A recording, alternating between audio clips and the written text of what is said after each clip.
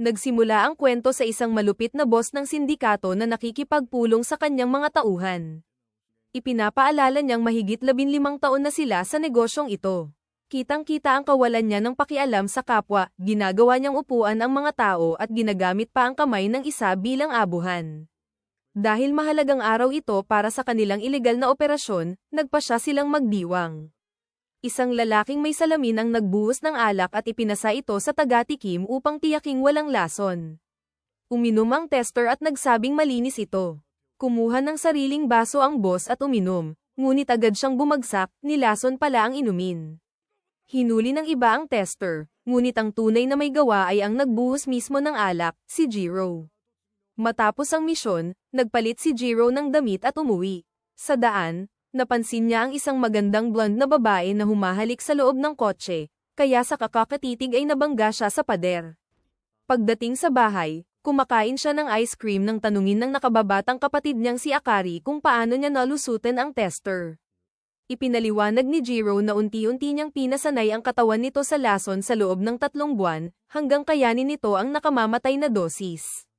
Aminado siyang napakahirap nito, pero iyon ang dahilan kung bakit hindi sila nahuhuli. Pagkatapos, tinanong siya ni Akari kung naiisip na ba niyang magpakasal. Halos mabulunan si Jiro sa tanong. Para sa kanya, malabo itong mangyari dahil bihira siyang makisalamuha sa babae. Naalala rin niyang gusto ng kanilang lola na may humalili bilang pinuno ng Poison Clan. Nang sabihin niyang hindi siya pwede dahil single siya, agad siyang ipinareha sa isang estranghera mula sa sangay ng pamilya at muntik nang ipakasal. Alam niyang kung mananatili siyang walang asawa, sa kanya magtatapos ang linya. Sumang-ayon si Akari at sinabing mahirap nang may magkagusto sa kanya. Maya-maya, nakatanggap si Jiro ng mensahe mula sa Bugmaster kaya nagkita sila para kumain. Habang nag-uusap, sinabi ni Jiro na balak niyang manatiling binata habang buhay. Nagulat siya nang sabihin ng Bugmaster na balak na nitong magpakasal sa isang tahimik at mabait na babae. Hindi niya inaasahan iyon, ngunit tiniyak ng Bugmaster na hindi magbabago ang kanilang pagkakaibigan. Umalis ito gamit ang kanyang kakaibang kakayahan, ngunit pinigilan siya ni Jiro at inamin na nagsisimula na niyang isipin na baka hindi naman masama ang pag-aasawa. Kinabukasan, pumunta si Jiro sa bagong misyon. Habang papunta, nagkukwento ang kliyente tungkol sa mga babae sa opisina, ngunit binaliwala ito ni Jiro at pinukas siya sa trabaho.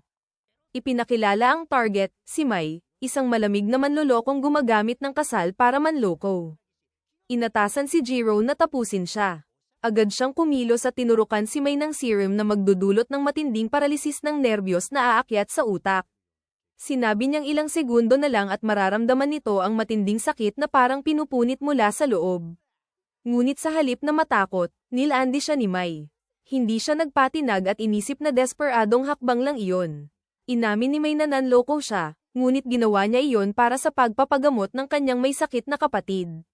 Sinamantala niya ang bawat pagkakataon kahit lihim ang mga trabahong iyon, ngunit kulang pa rin. Habang inuubo ng dugo dahil sa bisa ng lason, sinabi niyang kung mamamatay man siya sa harap ng lalaking kahawig ng mahal niya, sapat na iyon. Tinitigan niya si Jiro at hiniling na sabihin man lang nito ang kanyang pangalan bago siya tuluyang mawala. Bahagyang namula si Jiro at mahina itong sinabi. Samantala, pinapanood ng kliyente si Jiro sa screen habang nagtataka ang mga babae kung bakit natatagalan siya, at kung tunay nga ba ang husay niya.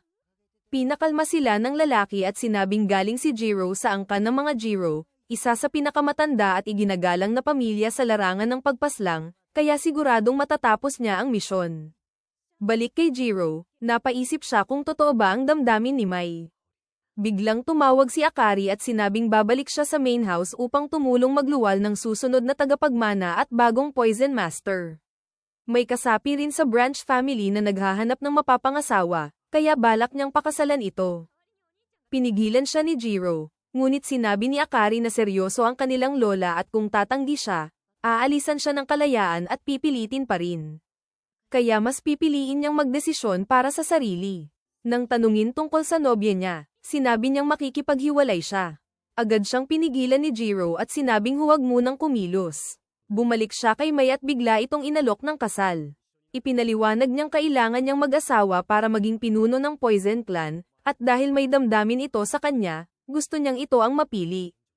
Idinagdag pa niyang matutulungan niya ang kapatid nito. Saglit na ngumiti si Jiro sa reaksyon ni Mai, ngunit agad itong tumigas at tumanggi. Sinabi nitong alam niyang mamamatay na siya kaya sinubukan lang niyang sumugal. Dagdag pa niya, ang tunay na kasal ay para sa mga taong bagay sa isa't isa, hindi tulad ni Jiro na maaaring mawala anumang oras. Kung nais nitong maging karapat-dapat, dapat maging tapat muna sa sariling damdamin dahil ang kasal na para lang sa mana ay hindi magtatagal. Dito, nagbukas si Jiro. Kahit isa siyang mamamatay tao, nais pa rin niyang mamuhay ng payapa kasama ang taong mahal niya, isang taong tatanggap sa kanya. Ngunit naniniwala siyang imposible iyon dahil hindi siya nagkaroon ng normal na buhay at sanay siyang itago ang damdamin. Natawa si Mai dahil ibinahagi niya agad ang nararamdaman kahit kakakilala pa lang nila. Sinabi nitong hindi iyon mahirap, kailangan lang niyang makilala ang iba't ibang tao at darating din ang tamang tao. Pagkatapos, hiniling nitong tapusin na ang trabaho habang umiiyak, iniisip ang kapatid niyang hindi na magagamot. Biglang dumating ang handler kasama ang grupo at inutusan si Jiro na patayin na si Mai. Ngunit tumanggi siya. Sinabi niyang kailangan niya si Mai at naniniwala siyang magaling itong paglapitin ng mga tao, kaya nais niya itong kunin. Nangakong poprotektahan niya ito at ang kapatid nito kapalit ng tulong sa paghahanap ng mapapangasawa. Nagulat at natuwa si Mai, ngunit biglang may bala na dumaan sa tabi niya. Nadismaya ang handler at nagpasya na patayin si Jiro, dahil malaking hakbang iyon para umangat sila. Ipinahayag ni Jiro na sinisira ng grupo ang buhay ng iba sa pananakot at panlalamang, samantalang siya ay pumapatay lamang ng masasama. Kaya karapat-dapat silang lahat. Tinurukan niya ang sarili ng serum, naging berde ang kanyang mga mata at nagsuot siya ng gas mask. Pinaputukan siya ng grupo, ngunit nang tumigil ang putok, nawala sila ni Mai. Nakita sila sa kisame, ngunit huli na, lahat ng tauhan ay bumagsak, nang hina dahil naleson. Ipinaliwanag ni Jiro na hindi sila mamamatay, ngunit sapat ang sakit upang hindi na sila bumalik sa ganitong gawain. Tinawagan niya si Akari at sinabing huwag makipaghiwalay dahil siya na ang magpapakasal at magiging bagong pinuno. Natuwa si Akari. Samantala, tumakas ang handler ngunit bumangga sa one-way mirror. Tinamaan siya ni Jiro ng lason at napahinto. Lumabas sila at sasakay ng taxi. Dahil hindi makagalaw si Mai, hiniling nitong buhatin siya. Nagpanik si Jiro dahil hindi pa siya nakakahawak ng babae ng ganoon. Pinakalma siya ni Mai at ibinunyag na lalaki siya. Nabigla si Jiro at natigilan. Pumunta sila sa hotel at kinumpirma ang katotohanan.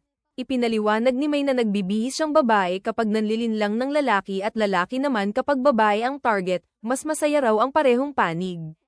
Nangako siyang tutulungan si Jiro na makaakit ng kahit sino. Inirehistro na rin niya ito sa isang matchmaking event. Kinabukasan, dumalo sila at napansing mas marami ang lalaki. Kaya nagbihis babae si Mai upang bawasan ang kompetisyon. Natutunan ni Jiro na mahalaga ang unang impresyon. Nang kausapin niya ang unang babae at ipagyabang ang kita, agad siyang tinanggihan. Ipinaliwanag ni Mai na nagmumukha siyang mayabang. Sinubukan niyang ngumiti sa iba, ngunit pilit at nakakaasiwa, kaya muli siyang nabigo. Sa huli, nadismaya si Jiro. Ipinakita ni Mai ang dating app kung saan may nakaayos na siyang date.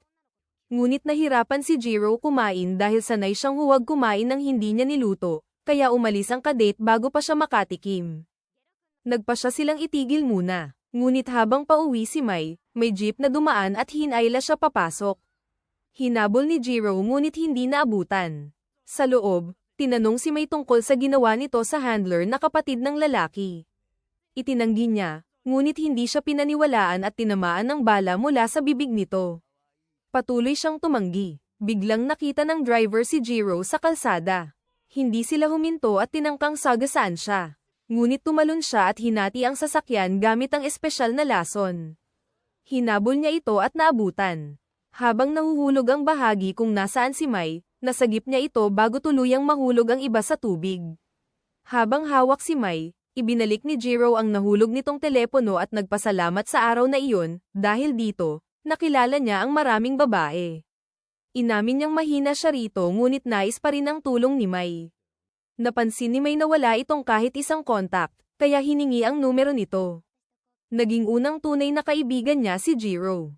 Habang magkasamang naglalakad, Napatingin si Mai kay Jiro at napansin ang kakaibang hatak nito, doon niya naunawaan ang tunay nitong alindog.